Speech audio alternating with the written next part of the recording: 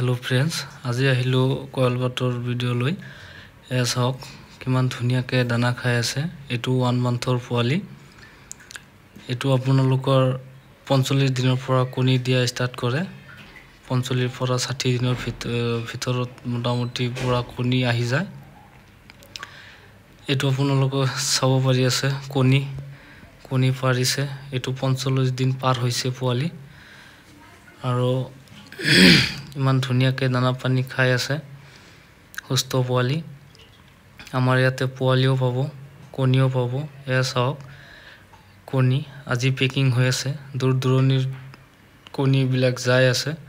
আমাৰ পৰা ফাৰ্মাৰ বিলাকে কণী লৈ ফাৰ্ম কৰি আছে ৰিজাল্ট ভাল আমি নিজে হেচাৰিত পৰা উলাই কিনে নিজে ফাৰ্মৰ পৰা আমি কণী উলাই কাস্টমাৰক দিও তো আপোনালোক লব পাৰিব এয়া চাওক মেচিনত এয়া আজি উঠিছে তো আপোনালোকে যদি লাগে কাৰোবাৰ যোগাযোগ কৰিব পাৰিব পোৱালি লাগিলে পোৱালিও পাব কণীও পাব কণী ফুকুৱা